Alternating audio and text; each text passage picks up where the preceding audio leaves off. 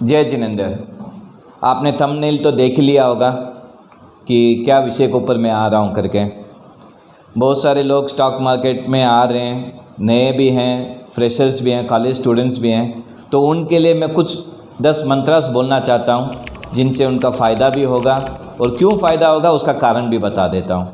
1990 से स्टार्ट किया था जब हर्षद मेहता का टाइम था, या मास्टर गेन 92 का जब फर्स्ट टाइम इन्वेस्टमेंट आया था। वहाँ से लेके जर्नी मैंने करते हुए आज यहाँ तक आया हूँ जहाँ अडानी का भी इश्यू आ गया है।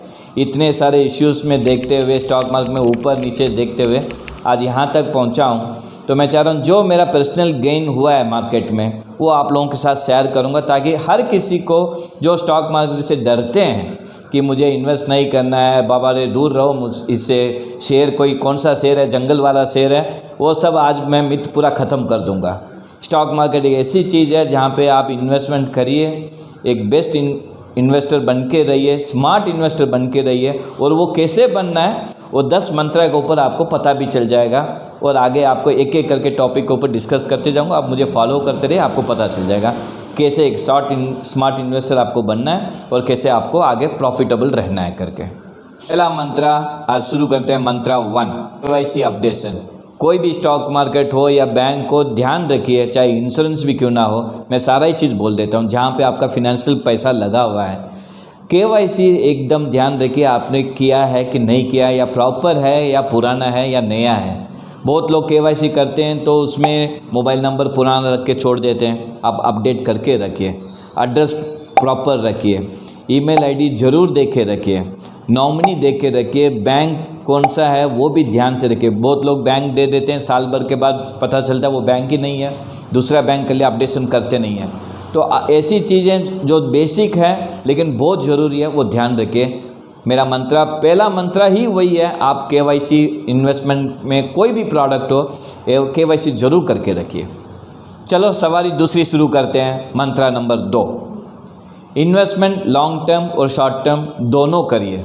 बहुत सारे लोग बोलते हैं कि लॉन्ग टर्म कर लेते हैं, बस आज पैसा लगाया 20 साल बाद 30 साल बाद उसका रिटर्न आएगा करके। ठीक है, अच्छी बात है, लॉन्ग टर्म भी करिए, कोई बात नहीं, लेकिन आप अपने पैसे को डिवाइड ऐसे करिए कि लॉन्ग टर्म है साल 2 साल 5 साल, शॉर्ट टर्म है 6 महीना 1 साल।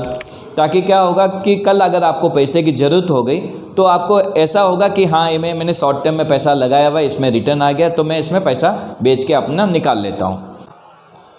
चलिए शुरू करते हैं आज बुल की तीसरी सवारी। मंत्र 3, कभी भी स्टॉक मार्केट में आप जब पैसा लगाएं कृपया ध्यान रखें, बाज़ार का लिया हुआ पैसा, बैंक से लिया हुआ पैसा, लोन किया हुआ, उधारी लिया हुआ पैसा स्टॉक मार्केट में बिल्कुल ना लगाएं।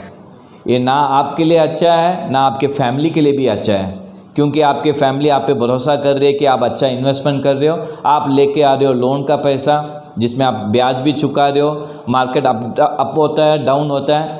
कोई भी एक ऐसा फैसला आपका गलत हो गया जहाँ पे आपका माल कट गया, ब्रोकर ने माल काट दिया, या आपने ज़रूरत पड़ गई पैसे की और आपने माल काट करके अपना पैसा निकाल लिया और आपने नुकसान किया, तो आपने नुकसान प्रिंसिपल का तो किया ही किया, अब आप उसका लोन भी पैसा जमा कर रहे हो, तो आप दोनों तरफ से लॉस हो रहे हो।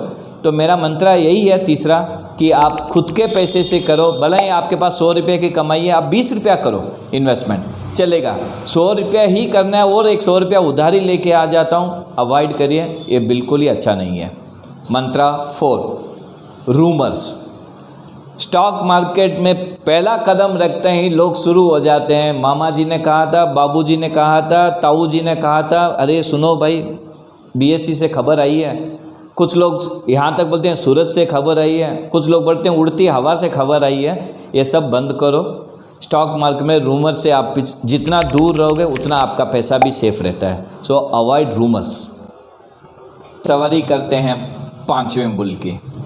चलिए बुल की सवारी शुरू करते हैं फिर से। मंत्र नंबर 5, आप कभी भी स्टॉक मार्केट में इन्वेस्ट करिए तो ध्यान रखिए आप ब्लू चिप कंपनीज या जो अच्छी फंडामेंटल कंपनीज होती हैं उन्हीं के ऊपर इन्वेस्ट करिए। पेनी स्टॉक, जेड कैटेगरी के स्टॉक, टी कैटेगरी के स्टॉक, इन सब से आप जितना दूर रहेंगे उतना आपको फ़ायदा है, आपका पैसा सेफ रहेगा। आप जो इन्वेस्टमेंट कर रहे हो आपका हर साल, हर 2-2 साल 3 साल में आपको रिटर्न भी आता रहेगा, बोनस के थ्रू, डिविडेंड के थ्रू। तो कृपया मेरा यही कहना है, आप कोई भी इन्वेस्टमेंट करिए आप सिर्फ ब्लू चिप कंपनीज में ही करिए। ब्लू चिप कंपनीज में 30-100 कंपनीज हैं, आप उसमें आराम से सिलेक्ट करो, जो आपको समझ में आए उसमें एनालाइज करिए। आपके पास कोई फिनेंशियल एडवाइजर है उनसे ज़रूर पूछ लो एक बार, उन्हीं के ऊपर बात करके आप अच्छा एक पोर्टफोलियो बनाइए और ब्लू चिप कंपनी से इन्वेस्टमेंट करिए। और इसके बाद आपको कोई एनालिस्ट चाहिए या कोई स्टॉक के बारे में राय चाहिए, आप मुझे ज़रूर कांटेक्ट करिए या मेरे मेल पे लिखें या कमेंट में लिख दें, मैं आपको बता दूंगा। सवारी number 6, Mantra 6, don't trade in FNO, future and option. आजकल जो भी देख रहा हूँ स्टॉक मार्केट में, कोई भी जो बंदा आता है, चाहे स्टूडेंट्स हो या नया कोई हो या चाहे उनका ब्रोकर ही कोई एडवाइस दे रहा हो या बाहर वाला कोई, सीधा बोलते हैं ऑप्शन में पैसा लगाओ, फ्यूचर में लगाओ। अरे भाई पहले स्टॉक मार्केट क्या बेसिक सीख लो। बेसिक सीखने के बाद भी बहुत सारे आज ऐसे दुरंती लोग बैठे हैं जो 20-20 साल 10 साल से स्टॉक मार्केट किए ऑप्शन में जाते हैं, वहाँ जीरो हो जाता है। तो मेरा राय आपसे रिक्वेस्ट है इतना सा कि इन्वेस्टमेंट करने आए हैं तो आप इन्वेस्टमेंट करके रहिए, स्पेकुलेशन, गैम्बलिंग, सट्टेबाजी से दूर रहिए। ऑप्शन, फ्यूचर ये सब सट्टेबाजी का काम है, आप लोगों के लिए नहीं है। आप एक रिटेल इन्वेस्टर बनिए, SIP मोड में जाइए, बहुत अच्छा है आपके लिए। और इसलिए मैं कह रहा हूँ आप इन लोगों से, कोई भी बोलता है कि ऑप्शन में ट्रेड करो पैसा डबल हो जाएगा, 5 गुना हो जाएगा, होगा ज़रूर होगा, लेकिन किसी दिन ऐसा माइनस करेगा आपका पूरा कैपिटल ही उस दिन सुबह सुबह माइनस हो जाएगा, तब क्या करेंगे? आप अवॉइड करिए। So please avoid future and option. सवारी शुरू करते हैं 7वें बुल की, मंत्रा 7। आप एक retail investor, good investor, smart investor, जो बोलना है बोलो, लेकिन कृपया करके स्पेकुलेशन मत करो। ये डेली ट्रेड करना, एक्सपोजर ले लेना कि 5 लाख रुपया रखा है, 25-30 लाख का एक्सपोजर कर लिया, आज प्रॉफिट नहीं हुआ कोई बात नहीं, कल देखना 10 लाख रुपया प्रॉफिट कर लूँगा, 10,000 कर लूँगा, ये सब मत करो। स्पेकुलेशन, गैम्बलिंग वाला काम बिल्कुल मत करो। आज इतने साल से मैं खुद ट्रेड कर रहा हूँ, 1990 से लेकर आज तक 30 साल में मैं इन सब से दूर रहा हूँ, तब जाके मेरी कैपिटल भी बचती है। मुझे कोई मार्केट में अप डाउन होता है मुझे कोई फ़र्क नहीं पड़ता, क्योंकि मेरा खुद का पैसा है, मैंने लगाया हुआ है। और बाहर का पैसा लेके स्पेकुलेशन करूँ, इंट्राडे करूँ, शाम को 3 बजे माल कट जाता है, शाम दोपहर में, तो उसमें भी लॉस। एक दिन प्रॉफिट करेंगे, 4 दिन लॉस होगा मार्केट में, एंड में देखेंगे आपका कैपिटल ही ख़त्म हो गया। तो कृपया करके आप स्पेकुलेशन से दूर रहिए, बी ए स्मार्ट इन्वेस्टर। एक रिटेल इन्वेस्टर अच्छे बनते हैं वही जो एक आराम से स्मार्ट इन्वेस्टर की तरह थोड़ा थोड़ा स्टॉक एक्यूमुलेट करते हैं और अपने पास रख लेते हैं। सवारी नंबर 8, मंत्रा 8। अरे बाप रे बाप, डर गए? यही होता है पैनिक। स्टॉक मार्केट में कृपया करके पैनिक ना हो। अरे भाई अडानी का कुछ हो गया, क्या हुआ भाई? अरे फ़ोन लगाओ भाई, जल्दी फ़ोन करो, पूछो भाई मार्केट गिर गया, आप क्या करूं, माल बेच दें? अरे पैनिक मत हो स्टॉक मार्केट में। मार्केट टूटेगा तभी आप कुछ ले पाओगे। आप नहीं लिए तो हम लेंगे कुछ, हम नहीं ले तो कोई दूसरा लेगा। मार्केट का ऊपर चढ़ना नीचे आना, ये ऊपर नीचे ये जो स्टाइल है मार्केट का, ये होता ही रहेगा। आप कभी भी पैनिक ना होइए, घबराइए मत, स्टेडी रहिए मार्केट के अंदर। हाँ, एक साथ पैसा मत लगाइए, उसमें हो सकता है थोड़ा बहुत लोग पैनिक होते हैं। आप थोड़ा थोड़ा, आपके पास 100 रुपया है, आज 30 रुपया लगाया, 30 रुपया 50 रुपया अलग से रख लिया, फिर थोड़ा 2-1 महीना वेट किया, फिर पैसा लगा। कोई मार्केट पैनिक आया, जैसे आप बोले पैनिक हो गया मैं तो मार्केट में, ठीक है ना, पैनिक हुआ, 100 रुपया का स्टॉक 70 रुपया में मिल रहा है, अब आपके पास पैसा बचा हुआ है, वो 30 रुपया आप उस दिन इन्वेस्ट कर दो, आपका एवरेज भी हो गया, और 6 महीना 1 साल रुको, आपका इन्वेस्टमेंट रिटर्न ऑफ इन्वेस्टमेंट आपका जो है धमाधम ऊपर जाएगा। और क्या चाहिए फिर? तो इसलिए कृपया करके मार्केट में पैनिक हो, और हाँ पैनिक होते हैं, आपको डर लगता है, हार्ट बीट बहुत ज़ोर से मारता है, कृपया स्टॉक मार्केट से दूर रहो। आपके लिए ये स्टॉक मार्केट फिर नहीं है। स्टॉक मार्केट उन्हीं लोगों के लिए है जो पैनिक नहीं होते, जो एक सिस्टमेटिक इन्वेस्टमेंट करते हैं, एक लॉन्ग टर्म जैसे या शॉर्ट टर्म जो भी हो, आप अपने फिनेंशियल एडवाइजर के हिसाब से या आपके ज़रूरत के हिसाब से वो रखिए। चलिए 9वें नंबर को बुल पकड़ते हैं आज, मंत्रा 9। IPO में इन्वेस्टमेंट करिए। IPO 6 या 8 दिन के अंदर आपको अलॉटमेंट भी हो जाता है, पैसा भी रिफंड आ जाता है, तो आप 1 महीने में 3 बार वो पैसा आप रोटेशन कर सकते हो।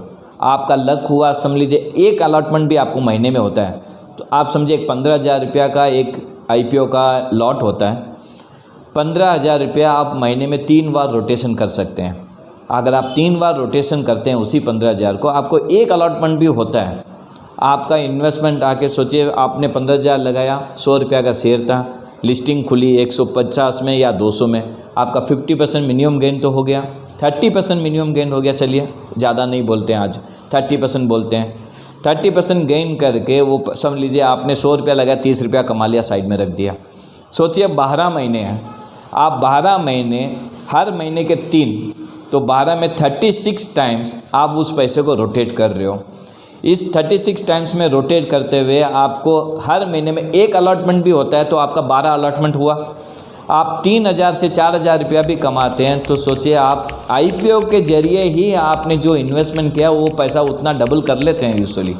आप सोच के देखिए IPO में कैसे इन्वेस्ट। हाँ ज़रूर ये ध्यान रखिए, डिस्क्लेमर मेरी तरफ से, हर कोई IPO आके आपको इन्वेस्टमेंट रिटर्न नहीं देता है, तो आप बहुत सोच समझ के IPO पे लगाइए कि ये फ्यूचर अच्छा है स्टॉक का, बोर्ड ऑफ डायरेक्टर कौन कौन है उसमें, आगे इस स्टॉक का क्या वैल्यूएशन है, आप किससे पूछिए, फाइनेंशियल एडवाइजर से, और IPO में लगाइए।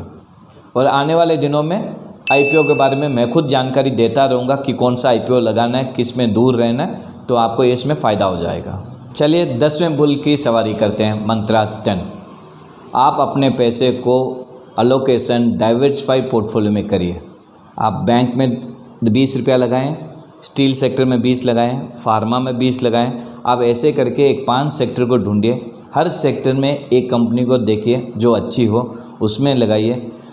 आपका एक बैलेंस पोर्टफोलियो होगा। जब भी मार्केट अप डाउन होगा तो आपको एक पोर्टफोलियो इतना बैलेंस रहेगा कि आपका ITC स्टॉक जो होता है, जब समझ लो मार्केट गिर रहा है तो ITC स्टॉक कभी भी ऊपर जाता है, फार्मा स्टॉक ऊपर जाते हैं, क्योंकि ये मार्केट को लोग बोलते हैं प्रोटेक्टर स्टॉक हैं। एक तरफ आपका स्टॉक स्टील सेक्टर है, समझ लो कोई बैड न्यूज़ आ गया, चाइना में स्टील सेक्टर गिर गया, तो आपका एक 20% का जो पैसा है वो आपको अप डाउन करता रहेगा। तो diversification of fund is most important. ज़रूर आप पैसे को 5 या 4 अपने सुविधा के हिसाब से आप उसको डाइवर्सिफाई करिए, 4 अलग सेक्टर, हर सेक्टर में एक कंपनी में सेलेक्ट करिए, वो आपके लिए फ़ायदेमंद होगा लॉन्ग टर्म के लिए। चलिए चलते चलते आपको एक अच्छी टिप्स देके जाता हूँ क्या बाई करना है। TMB बैंक एक साउथ इंडियन बेस्ड बैंक है, जो अभी आज का करंट मार्केट प्राइस है उसका 455 से और 445 के बीच में रेंज कर रहा है। ये मैंने 4 दिन पहले रेकमेंड किया था 408 रुपया पे, और ये मैंने अपने लिंक्डइन प्रोफाइल में भी दिया, जहाँ पे आपको डिस्क्रिप्शन बॉक्स में मेरा लिंक्डइन प्रोफाइल मिल जाएगा, आप उसमें चेक करिए, उसको फॉलोअप भी करिए। आज 2015 से मैंने प्रोफाइल बना के रखा है, फेसबुक में भी बना के रखा है, चौरडिया वेल्थ मैनेजमेंट। अभी कंपनी का नया नाम हो गया CWM broking LLP। TMB bank जो है एक साउथ इंडियन बेस्ड बैंक है, बहुत अच्छी बैंक है, प्रमोटर्स बहुत अच्छे हैं। एंड 408 रुपये से जो रेकमेंड किया था 4-5 दिन पहले, आज वो 445 से 452 तक गई है। एक लॉन्ग टर्म के हिसाब से स्टॉक बहुत अच्छा है, आपको वेल्थ बना के देगा। बस आप इसमें इन्वेस्टमेंट करके एक 4-5 साल तक होल्ड करके रखिए। मेरे लिए आपकी तरफ से ये बेस्ट तोहफा होगा पहला। चलिए अगले वीडियो में आपसे फिर मुलाकात होगी, और इस बार मैं जो टॉपिक लेके आऊँगा वो टॉपिक होगा कि स्टॉक मार्केट में स्टॉक सिलेक्शन कैसे करते हैं, और ऐसे ऐसे पैरामीटर आसान शब्दों में सिखाऊंगा जिसमें कोई भी नया निवेशक भी क्यों ना हो, वो आराम से स्टॉक मेरे कहने पे कैसे मैं बताया हूँ 1 by 1, 2 by 3, 2 by 4 ऐसे करके बता दूंगा। आप उसको फॉलो करिए, आराम से स्टॉक सिलेक्शन करिए और अपना पोर्टफोलियो करिए और एंजॉय करिए लाइफ को। Let's meet in the next episode of hit the bull. तब तक के लिए आज्ञा दीजिए, नमस्कार।